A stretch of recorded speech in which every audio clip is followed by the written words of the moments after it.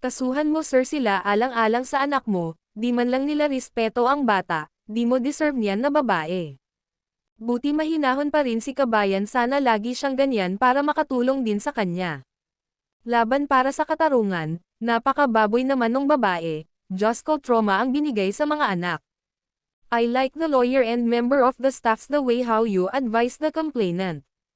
I love watching this program of our Senator Raffy Tulfo, very interesting and I'll learn many things. Kawawa naman si Sir Rodelio, habang nakasakay siya sa barko may lalaki namang sumasakay din sa kanyang asawa, mas mabuti kasuhan mo sila sir para mabigyan ng leksyon. May alibay pa si Mrs. na na-rape siya, pero kasinungalingan lang lahat, kasuhan niyo na yung dalawa huling-huliin naman, huwag nyo nabigyan ng paliwanag, maliwanag pa sikat ng araw yung ginawa nila.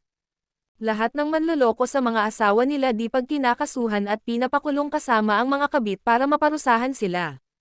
Si Senator Raffy ang dapat humawak sa kasong ito, para magisa ng todo, iba talaga si Idol. Please ipasa nyo na itong usaping na ito kay Sir Raffy. Mga asawang babaeng Makati dapat dyan lagyan ng sili ang harapan. Mga babaeng iniisip lang ang sariling kasarapan. Mga mababa ang pagkatao, babae ako pero PG mga ganitong ginawa gigil ako kasi ang kawawa bunga although wala akong anak pero pigdating sa bata maaawa ako.